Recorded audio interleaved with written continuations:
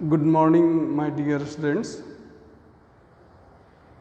BSc third year के student का botany के क्लास में मैं वेलकम करता हूँ।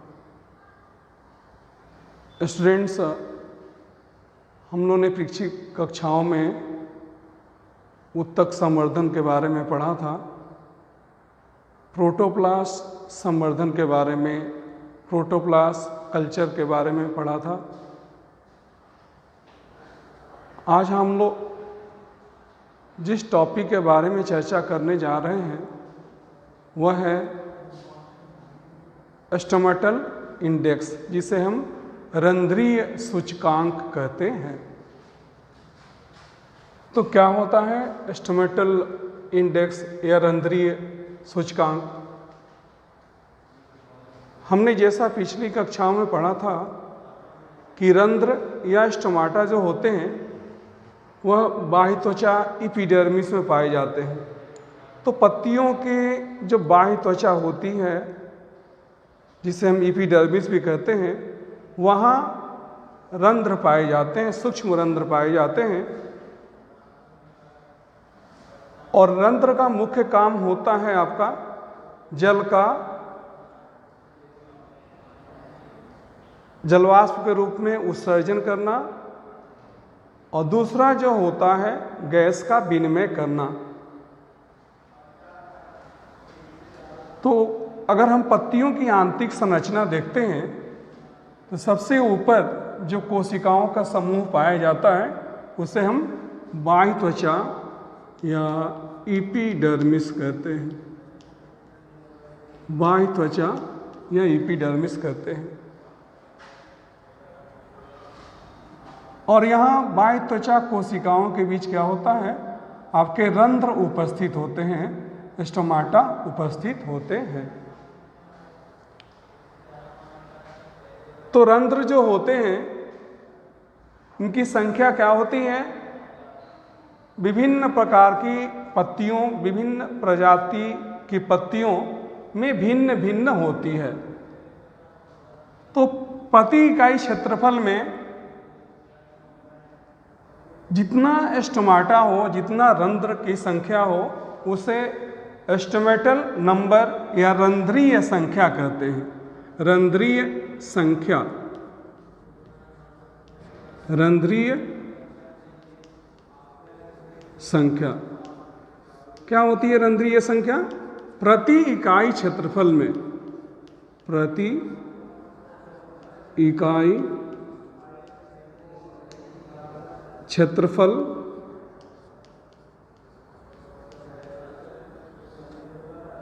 में रंध्रों की संख्या, में रंध्रों की संख्या। तो पत्तियों के प्रति इकाई क्षेत्रफल, प्रति इकाई क्षेत्रफल में किसकी बात कर रहा हूं? पत्तियों की जो बाह्य त्वचा जो है उसके प्रति इकाई क्षेत्रफल में रंध्रों की संख्या को रंध्रीय संख्या कहा जाता है। और जो है रंध्रों की संरचना में हमने देखा था कि रंध्र जो होते हैं वह प्रहरी कोशिकाओं से घिरे होते हैं। एवरिक के आकार के प्रहरी कोशिकाएं हैं जिसके द्वारा रंध्र घिरी रहती है, और उसके बाहर जो है आपकी सहायक कोशिका और उपत्वची कोशिका एपिडर्मस सेल्स उपस्थित होते हैं। तो उपत्वचीय कोशिकाओं की कुल संख्या का जितना प्रतिशत रंध्र होता है, स्टोमाटा होता है, उसे हम रंध्रीय सूचकांक कहते हैं। तो क्या हो गया रंध्रीय सूचकांक? बाह्य त्वचीय कोशिकाओं में जितना प्रतिशत रंध्र होता है, स्टोमाटा होता है, उसे हम रंध्रीय सूचकांक कहते हैं। और इसकी गणना के लिए एक सूत्र होता है stomata index S into 100/E+S। तो इस सूत्र की सहायता से हम स्टोमेटल इंडेक्स रंध्रीय सूचकांक का पता करते हैं। जहां S क्या है आपका, जहां S आपका है रंध्रों की संख्या, रंध्रों की संख्या, और E है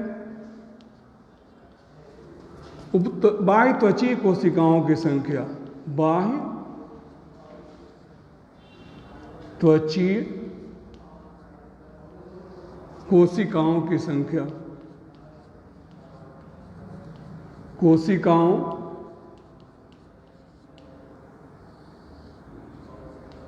की संख्या। तो यह आपका SI क्या हो गया, रंध्रीय सूचकांक हो गया, रंध्रीय सूचकांक। तो रंध्रीय सूचकांक बराबर S इंटू 100/E+S, जहाँ S क्या है आपको रंध्रों की संख्या है और E क्या है बाह्य त्वचीय कोशिकाओं की संख्या है। तो इस सूत्र का उपयोग कर हम रंध्रीय सूचकांक प्राप्त कर सकते हैं। अब जो है हमने देखा था कि पत्तियों के जो है ऊपरी जो सतह है वह क्या कहलाता है, बाह्य त्वचा कहलाता है, एपिडर्मिस कहलाता है। और यहाँ क्या होता है आपका स्टोमाटा रंध्र क्या होते उपस्थित होते हैं। ये मैंने आंतरिक संरचना आपकी बनाई है पत्तियों की। यहाँ देखिए उपत्वचा में क्या है आपके रंध्र हैं, और इन रंध्रों की संख्या जो है विशेष प्रकार के पत्तियों में अलग अलग होती है, अलग अलग प्रजाति के पत्तियों में अलग अलग होती है। तो थोड़ा पत्ती की संरचना हम देखते हैं।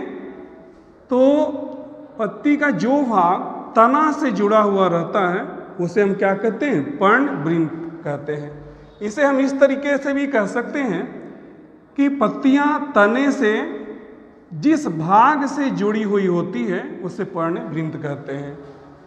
और पत्तियों के मध्य से क्या होता है, एक मोटा सिरा निकलता है जिसे हम क्या कहते हैं, मुख्य सिरा कहते हैं। और मुख्य सिरा से अनेक क्या होती हैं, पतले पतली सिराएं निकलती हैं।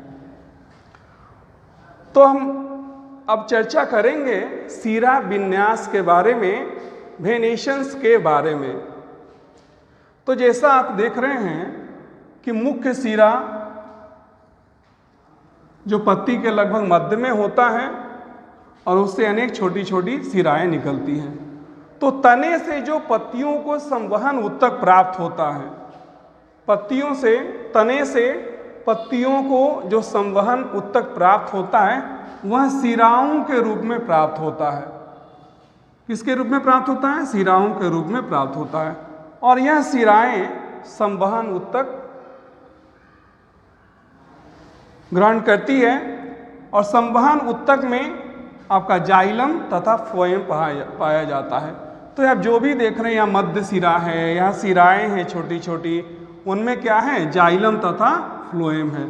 तो तने से पत्तियों को जो संवहन ऊतक प्राप्त होता है वह किस रूप में प्राप्त होता है, रेशे के रूप में या छोटी छोटी सिराओं के रूप में प्राप्त होता है। और इन संवहन ऊतक में क्या होता है, जाइलम होता है तथा फ्लोएम होता है। जाइलम का मुख्य कार्य होता है आपका जल का संवहन करना।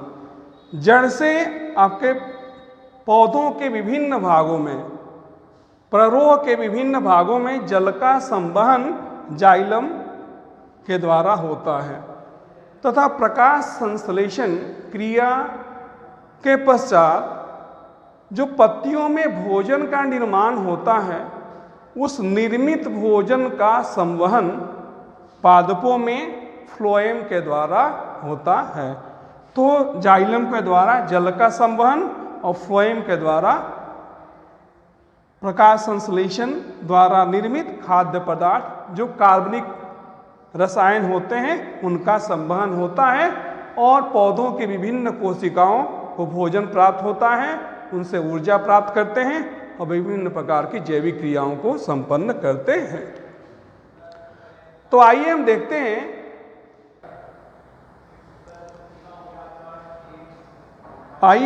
हैं कि सीरा विन्यास क्या होता है, वेनेशन क्या होता है, इसका उपयोग किस तरीके से किया जाता है। तो जैसा कि मैंने बताया कि पत्तियों को तने से जो संवहन ऊतक प्राप्त होता है वह रेशे या सिराओं के रूप में प्राप्त होता है, और यह सिराएं पत्तियों में विभिन्न प्रकार से व्यवस्थित होती हैं, अरेंज होती हैं। तो जिस प्रकार से सिराएं पत्तियों में व्यवस्थित होती हैं उसे हम क्या कहते हैं, सीरा विन्यास करते हैं।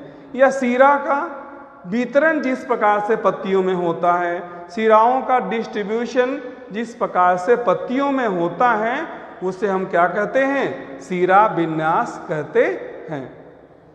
सीरा विन्यास का उपयोग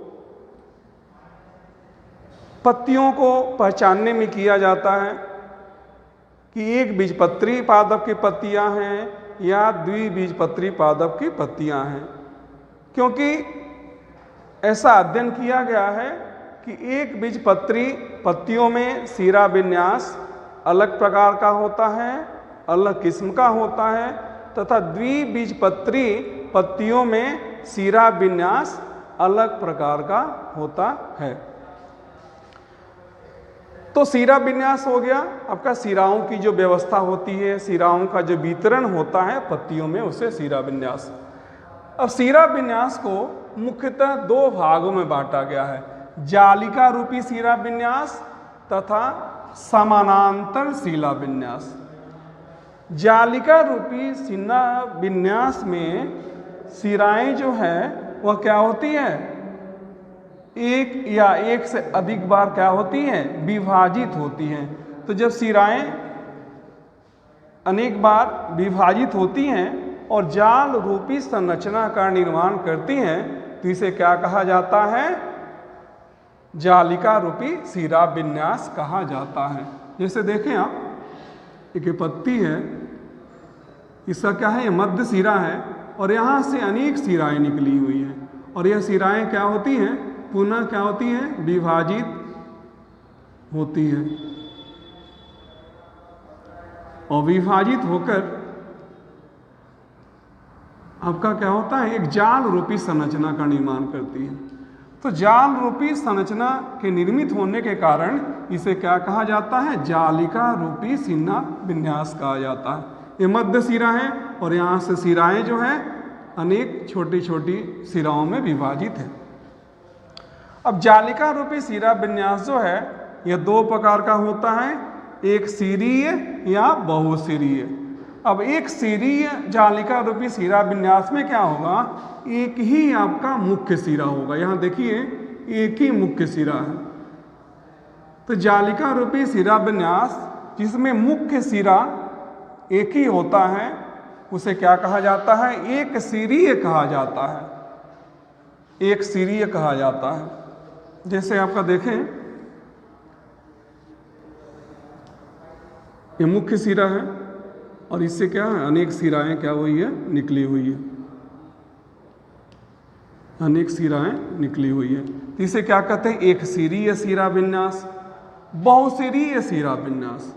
अब देखिए बहुसिरीय सीरा विन्यास में क्या होगा,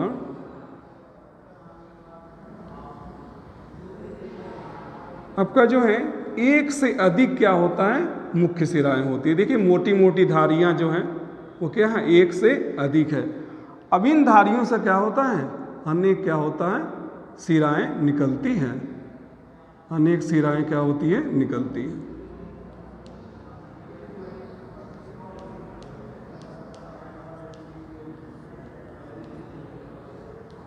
तो जब एक से अधिक मोटी मोटी मुख्य सिराएं हों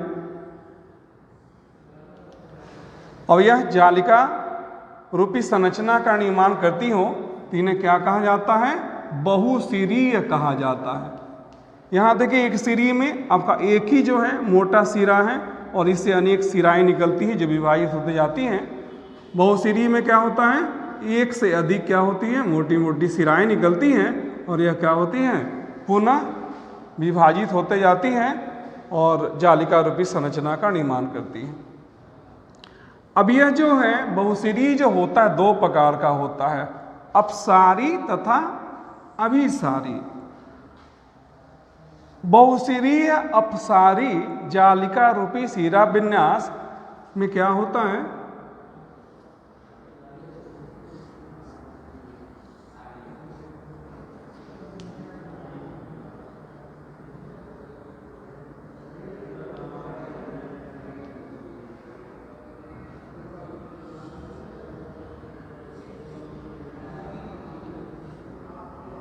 इसमें क्या होता है, बहुत सारी सिराएं निकलती हैं और ये क्या होती हैं, जैसे जैसे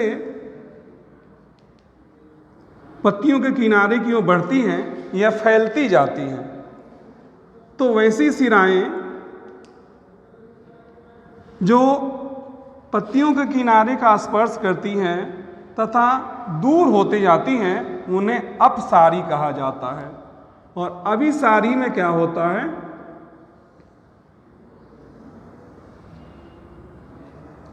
अभिसारी में जैसे जैसे सिराएं पत्तियों के शीर्ष भाग को स्पर्श करती है नजदीक आते जाती है। देखिए यहाँ जो है एक दूसरे से नजदीक होते जा रही है और यहाँ क्या है, आपकी दूर होते जा रही है। तो ये हो गया आपका अभिसारी सिरा विन्यास। यहाँ सिराएं जो है पत्तियों के शीर्ष भाग तक पहुँचते पहुँचते आपकी नज़दीक हो जाती हैं, एक दूसरे के समीप आ जाती है।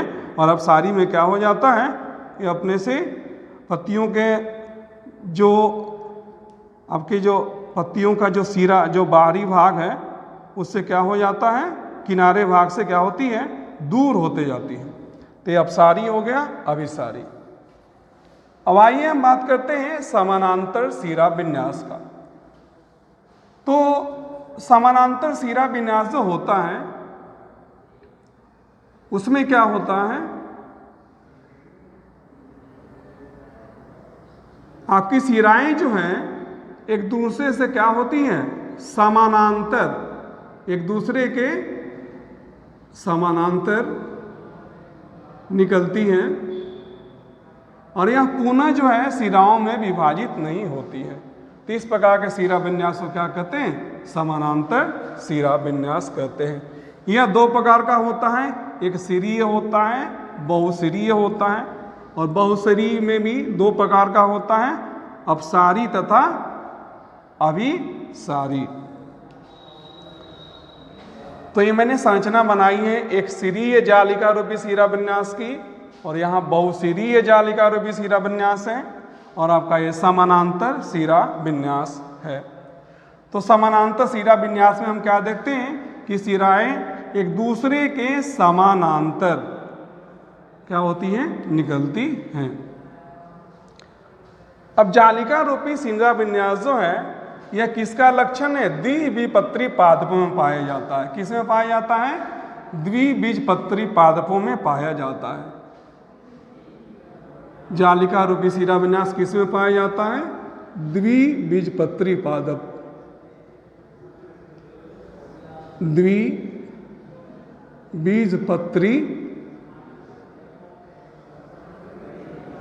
पादप। आप याद रखें कि पत्तियों को पहचानने का तरीका जो होता है कि पत्तियां एक बीजपत्री पादप की हैं या द्विबीजपत्री पादप की हैं। तो कुछ अपवादों को छोड़कर अधिकांशतः जो है द्विबीजपत्री पादप में जालिका रूपी सिरा विन्यास पाया जाता है, जबकि समानांतर सिरा विन्यास जो है यह एक बीजपत्री पादप में पाया जाता है, एक बीजपत्री पादप में पाया जाता है। तो सिराओं के वितरण उनके